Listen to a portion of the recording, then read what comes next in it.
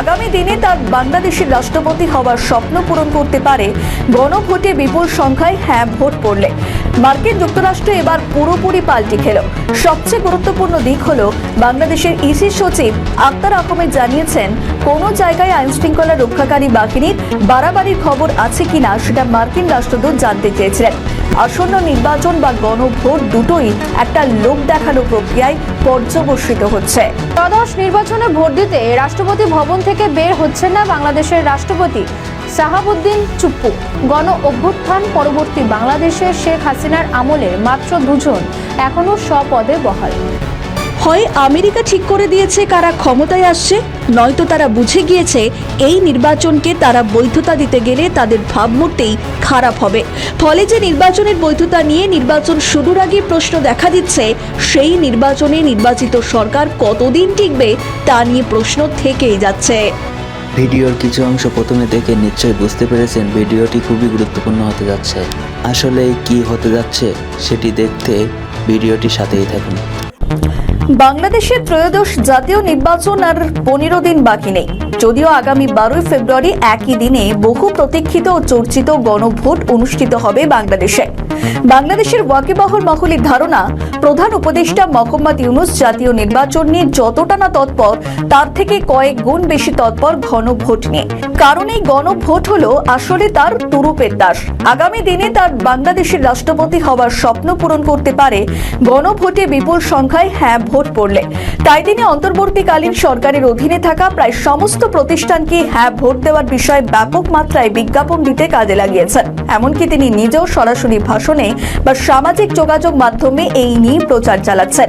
আওয়ামী লীগকে বাইরে রেখে প্রায় ত্রয়োদশ জাতীয় নির্বাচন করানোর যে উদ্যোগ ইউনূস সাহেব নিয়েছেন তা হয়তো প্রাথমিকভাবে সফল, কিন্তু ভোটের মাত্র কয়েকদিন আগেই তিনি প্রবল ধাক্কা খেলেন। কারণ মার্কিন যুক্তরাষ্ট্র এবার 180 ডিগ্রি ঘুরে গেল। বাংলাদেশের ত্রয়োদশ জাতীয় সংসদ নির্বাচনে আনুষ্ঠানিকভাবে পর্যবেক্ষক পাঠাবে না যুক্তরাষ্ট্র, যা তারা স্পষ্ট ভাষায় জানিয়ে দিল। কূটনৈতিক পরিভাষায় এর অর্থ দাঁড়ায় যে মার্কিন যুক্তরাষ্ট্র এই নির্বাচনকে গুরুত্ব দিতে নারাজ। যদিও বাংলাদেশের সংবাদ মাধ্যমগুলির দাবি, জাতীয় সংসদ নির্বাচনে আনুষ্ঠানিকভাবে পর্যবেক্ষক না পাঠালেও যুক্তরাষ্ট্র থেকে একটি ইন্ডিপেন্ডেন্ট বা স্বাধীন পর্যবেক্ষক দল আসবে। তারা ঢাকা, সিলেট, চট্টগ্রাম ও খুলনায় নির্বাচন পর্যবেক্ষণে যাবেন স্বাধীনভাবে এবং নিজ উদ্যোগে। তারা কেবলমাত্র ভোট দেখতে যাবেন। এটাই কার্যত চাপে ফেলেছে মোহাম্মদ ইউনূসকে। বুধবার দুপুরে বাংলাদেশ নির্বাচন কমিশন সচিবালয়ের সিনিয়র সচিব, যেখানে আক্তার আহমেদ সাংবাদিকদের এই তথ্য জানান। মার্কিন দূতাবাস থেকে ওনারা ঢাকা, সিলেট, চট্টগ্রাম এবং খুলনায় ওনাদের মতন পর্যবেক্ষণে যাবেন, but they are not the formal observers. ওনারা এমনি দেখতে যাবেন ভোটের অবস্থাটা কি, ওনারা এটাকে সিনেটে রিপোর্ট করবেন। জানা যাচ্ছে, এর আগে বাংলাদেশের প্রধান নির্বাচন কমিশনার এম নাসির উদ্দিনের সঙ্গে বৈঠক করেন ঢাকায় নিযুক্ত যুক্তরাষ্ট্রের রাষ্ট্রদূত ব্রেন্ট ক্রিস্টেনসেন। ওই বৈঠকে ইসি সচিবও উপস্থিত ছিলেন। এই বৈঠকের পরই বাংলাদেশের ইসি সচিব মার্কিন যুক্তরাষ্ট্রের মনোভাব জানিয়ে দেন। এর থেকে একটা বিষয় সামনে আসে, মার্কিন যুক্তরাষ্ট্র এবার পুরোপুরি পাল্টি খেল। সবচেয়ে গুরুত্বপূর্ণ দিক হলো বাংলাদেশের ইসি সচিব আক্তার আহমেদ জানিয়েছেন, কোনো জায়গায় আইন শৃঙ্খলা রক্ষাকারী বাহিনীর বাড়াবাড়ির খবর আছে কিনা সেটা মার্কিন রাষ্ট্রদূত জানতে চেয়েছিলেন। বাংলাদেশ রাজনৈতিক ওয়াকিবহাল মহলের মতে এটা খুব গুরুত্বপূর্ণ একটি দিক। এমনিতেই নির্বাচন হচ্ছে একমুখী বা একপেশে। আওয়ামী লীগ এবং তাদের সহযোগী কয়েকটি দলকে কার্যত নির্বাচনের বাইরে রেখেই ত্রয়োদশ জাতীয় নির্বাচন অনুষ্ঠিত হচ্ছে। এটা ভারত মেনে নিতে পারছে না। ভারত প্রথম থেকেই চেয়ে এসেছে বাংলাদেশের নির্বাচন হোক অন্তর্ভুক্তিমূলক এবং অংশগ্রহণমূলক। ভারতের পাশাপাশি বেশ কয়েকটি আন্তর্জাতিক মানবাধিকার সংগঠন এবং ইউরোপের কয়েকটি দেশ একই দাবি তুলেছে। একমাত্র চুপ ছিল মার্কিন যুক্তরাষ্ট্র। তারা এর আগেই ঘোষণা করেছে বাংলাদেশের আসন্ন নির্বাচনে ওয়াশিংটন নিরপেক্ষ অবস্থান গ্রহণ করবে, অর্থাৎ কোনো একটি নির্দিষ্ট রাজনৈতিক দল বা জোটের পক্ষে তারা অবস্থান নেবে না। মার্কিন যুক্তরাষ্ট্রের নতুন রাষ্ট্রদূত ব্রেন্ট ক্রিস্টেনসেন এখনো পর্যন্ত জামায়াত ইসলামী বাংলাদেশ এবং জাতীয় নাগরিক পার্টি বা এনসিপি নেতাদের সঙ্গে কোনো বৈঠক করেননি। কূটনৈতিক পরিভাষায় এটি ছিল মার্কিন যুক্তরাষ্ট্রের প্রথম বার্তা, আর বাংলাদেশে নির্বাচনের পর্যবেক্ষক না পাঠানোর সিদ্ধান্ত হলো দ্বিতীয় বার্তা। ঘটনাচক্রে মোহাম্মদ ইউনূস দাবি করছেন ত্রয়োদশ জাতীয় সংসদ নির্বাচন হতে চলেছে বাংলাদেশের ইতিহাসের সবচেয়ে ঐতিহাসিক নির্বাচন, কিন্তু বাংলাদেশের প্রায় 50% সমর্থক পুষ্ট আওয়ামী লীগ এই নির্বাচনে অংশ নিতে পারার জন্য ইতিমধ্যেই বিশ্বজুড়ে শুরু করে দিয়েছে সমালোচনা। একমাত্র মার্কিন যুক্তরাষ্ট্র এই বিষয়ে মুখ খোলেনি, যা ছিল ইউনূসের জন্য একটি স্বস্তির বার্তা। কিন্তু কূটনৈতিক দিক থেকে মার্কিন যুক্তরাষ্ট্র যে খেলাটা খেলছে তা আদতে ভারতের সমর্থন বলেই মনে করছে সংশ্লিষ্ট মহল। এর আগে জাতিসংঘ জানিয়েছে তারা কোনো নির্বাচনী পর্যবেক্ষক পাঠাবে না বাংলাদেশে। এবার জানিয়ে দিল মার্কিন যুক্তরাষ্ট্র। সব মিলিয়ে ক্রমশ একঘরে হচ্ছেন ইউনূস সাহেব। বোঝাই যাচ্ছে আসন্ন নির্বাচন বা গণভোট দুটোই একটা লোক দেখানো প্রক্রিয়ায় পর্যবসিত হচ্ছে। ত্রয়োদশ নির্বাচনে ভোট দিতে রাষ্ট্রপতি ভবন থেকে বের হচ্ছেন না বাংলাদেশের রাষ্ট্রপতি শাহাবুদ্দিন চুপ্পু। তিনি ইতিমধ্যেই পোস্টাল ব্যালট সংগ্রহ করেছেন, জানিয়ে বাংলাদেশের রাজনৈতিক মহলে তৈরি হয়েছে ব্যাপক কৌতূহল। বাংলাদেশ নির্বাচন কমিশনের সচিব আখতার আহমেদ মঙ্গলবার বলেছেন, মহামান্য রাষ্ট্রপতি পোস্টাল ব্যালটে ভোট দেওয়ার ইচ্ছা প্রকাশ করেছেন। অ্যাপে নিবন্ধনের মাধ্যমে প্রয়োজনীয় ব্যবস্থা নেওয়া হবে। নিবন্ধনের পর ডাকযোগে রাষ্ট্রপ্রধানের কাছে পোস্টাল ব্যালট পাঠানো হবে বলে জানান ইসি সচিব আখতার। প্রশ্ন উঠছে, নিরাপত্তাজনিত কারণ নাকি অন্য কোনো ভয়ে রাষ্ট্রপতি শাহাবুদ্দিন চুপ্পু রাষ্ট্রপতি ভবন থেকে বের হচ্ছেন না? কারণ মোহাম্মদ ইউনূসের শাসনকালে তিনি কার্যত নিজেকে গৃহবন্দী করেই রেখেছেন, খুব একটা রাষ্ট্রপতি ভবন থেকে বের হননি। প্রথম দিকে কয়েকটি অনুষ্ঠানে বাইরে এলেও তাকে ঘিরে যে ধরনের বিক্ষোভ ও নোংরামি হয়েছে তাতে রাষ্ট্রপতির মতো পদকে অমর্যাদা করা হয়েছে বলেই মত রাজনৈতিক বিশ্লেষকদের। আরও আশ্চর্যের বিষয় যে রাষ্ট্রপতিকে ঘিরে ওই বিক্ষোভ ও স্লোগান যে ছাত্ররা দিয়েছিলেন তাদের বিরুদ্ধে কোনো ব্যবস্থাই নেয়নি অন্তর্বর্তীকালীন সরকার। ফলে পুরো বিষয়টি যে তাদের মদতে ছিল সেটা আর কারো বুঝতে বাকি ছিল না। বাংলাদেশের রাষ্ট্রপতি সে দেশের স্বাধীনতার আগে থেকে ছাত্রলীগ করে এসেছেন।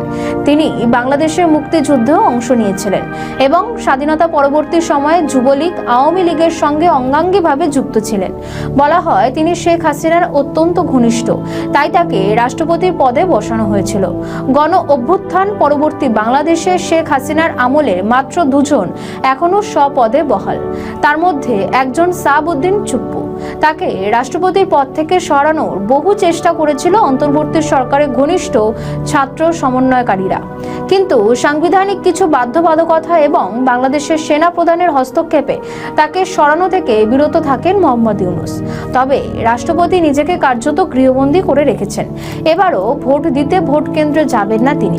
উল্লেখ্য, তার ভোট কেন্দ্রেও পাবনা জেলায়। উল্লেখ্য, প্রবাসী বাংলাদেশি ভোটারের পাশাপাশি দেশের ভেতরে 3 ধরনের ব্যক্তিদের রাখা হয়েছে পোস্টাল ব্যালটে ভোট দেওয়ার জন্য। নির্বাচনী দায়িত্বে নিয়োজিত ব্যক্তি, নিজ এলাকার বাইরে কর্মরত সরকারি চাকরিজীবী এবং আইন হেফাজতে বা কারাগারে থাকা ভোটাররা পোস্টাল ব্যালটে ভোট দেওয়ার সুযোগ পাবেন। তবে রাষ্ট্রপতি কোন ক্যাটাগরিতে পড়ছেন সেটা নিয়ে এখনো কিছু বলেনি বাংলাদেশের নির্বাচন কমিশন। তবে রাজনৈতিক মহল মনে করছে রাষ্ট্রপতি আসলে নিজেকে নিরাপদে রাখায় সঙ্গত মনে করছেন, কারণ নির্বাচন পরবর্তী সময়ে যদি জামাত জোট ক্ষমতায় আসে তাহলে তার রাষ্ট্রপতি পদ নাও থাকতে পারে। সেক্ষেত্রে সেফ এক্সিটের রাস্তারও পরিষ্কার রাখতে চাইছেন শাহাবুদ্দিন, এমনটাই মনে করছেন বাংলাদেশের রাজনৈতিক ওয়াকিবহাল মহল।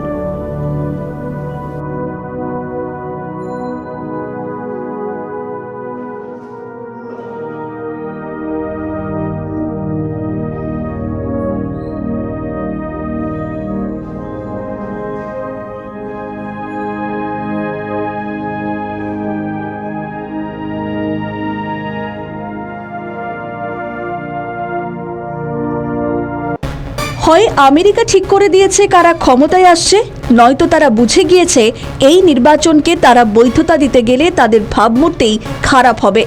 মানুষ বুথে বুথে গিয়ে ভোট তো দেবে, কিন্তু সরকার গড়বে তারাই যাদের ইউনূস সাহেব ঠিক করে দিয়েছেন। কিন্তু কাদের তিনি ঠিক করে দিয়েছেন বা আমেরিকা কাকে চাইছে এটি স্পষ্ট নয়। লন্ডনে গিয়ে তারেক জিয়ার সঙ্গে ইউনূসের বৈঠক করাটাকে ভালো চোখে দেখেনি ছাত্রনেতারা। তারা ধরেই নিয়েছিল যে ইউনূস সাহেব লন্ডনে গিয়ে সেজদা দিয়ে এসেছেন। তিনি রাষ্ট্রপতি হওয়ার শর্তে বিএনপিকে ক্ষমতায় আনছেন। কিন্তু ভোট যত এগিয়ে আসছে মনে হচ্ছে তিনি জামায়াতের দিকে ঝুঁকে আছেন। যেভাবে জামায়াতকে কলঙ্কহীনভাবে প্রচার করতে দেওয়া হচ্ছে, মনে হচ্ছে তারা স্বাধীনতার যুদ্ধ করে দেশ স্বাধীন করেছে। তারা এখন নিজেদেরকে মহান এবং উদার করে তৈরি করতে শুরু করেছেন। একজনও নারী প্রার্থী না থাকা সত্ত্বেও তারা নারীদের ক্ষমতা এবং স্বার্থ ও সম্মান রক্ষায় জোর দিচ্ছেন এবং প্রস্তুত হচ্ছেন। নির্বাচনে জিতে ক্ষমতায় যে দলই সরকার গঠন করুক না কেন, বাংলাদেশের আসন্ন ত্রয়োদশ জাতীয় সংসদ নির্বাচনকে ঘিরে ডক্টর মোহাম্মদ ইউনূসের নেতৃত্বাধীন অন্তর্বর্তী সরকারের আন্তর্জাতিক বৈধতার স্বপ্ন কি ভেঙে পড়ছে? জাতিসংঘের পর এবার যুক্তরাষ্ট্র আনুষ্ঠানিকভাবে নির্বাচন পর্যবেক্ষক না পাঠানোর সিদ্ধান্ত নিয়েছে। যে ইউএস গভর্নমেন্ট থেকে কোনো অবজারভার আসবেন না, কিন্তু ইউএস গভর্নমেন্ট কোনো অবজারভার পাঠাবেন না। এই না শুধু কূটনৈতিক সিদ্ধান্ত নয়, এটি একটি স্পষ্ট রাজনৈতিক বার্তা। সরকার যেটিকে আন্তর্জাতিক মানের নির্বাচন হিসেবে তুলে ধরতে চাইছিল, বিশ্ব শক্তিগুলো কেন সেটি সাক্ষী হতে চাইছে না? যদিও এয়ারবাস কেনার লোভ দেখিয়ে ইউরোপীয় ইউনিয়নকে বাংলাদেশের নির্বাচনের সাক্ষী হতে সম্মত করিয়েছেন ইউনূস সাহেব। বিমান বাংলাদেশ এয়ারলাইন্সকে উড়োজাহাজ সরবরাহে ইউরোপের বিমান নির্মাতা কোম্পানি এয়ারবাসের প্রস্তাবের প্রতি যৌথভাবে সমর্থন জানিয়েছেন ইউরোপীয় ইউনিয়ন, ফ্রান্স, জার্মানি এবং যুক্তরাজ্যের দূতরা। কিন্তু ইউনূস সাহেব যেটিকে শূন্যস্থান পূরণ হিসাবে দেখছেন, সেটি গোটা বিশ্বের কাছে বড়সড় প্রশ্নচিহ্ন আকারে দেখা দিয়েছে। এই যে যুক্তরাষ্ট্র থেকে কোনো পর্যবেক্ষক আসছে না, এটি শুধু একটি বার্তা নয়, এটি এই অবৈধ সরকারের গালে একটি থাপ্পড়। অর্থাৎ তারা বুঝে গিয়েছে এই নির্বাচনকে কোনোভাবেই বৈধ করা যাবে না, তাই তারা দূরত্ব তৈরি করেছে। এটি ইউনূসের সাধারণ নির্বাচনের কফিনে শেষ পেরকও বলা যেতে পারে। এদিকে আগামী 12 ফেব্রুয়ারি অনুষ্ঠেয় ত্রয়োদশ জাতীয় সংসদ নির্বাচনে পর্যবেক্ষক পাঠাচ্ছে না জাতিসংঘ। গত সোমবার সংস্থার মহাসচিব অ্যান্টনিও গুতেরেসের মুখপাত্র কার্যালয়ে নিয়মিত প্রেস ব্রিফিংয়ে এই তথ্য জানানো হয়। ব্রিফিংয়ে মহাসচিবের মুখপাত্র স্টিফেন দুজারিকের কাছে বাংলাদেশ প্রসঙ্গে 3টি প্রশ্ন করা হয়। প্রথম প্রশ্নটি ছিল আগামী জাতীয় সংসদ নির্বাচন নিয়ে। জাতিসংঘ কি এই নির্বাচনে কোনো পর্যবেক্ষক পাঠাবে কিনা?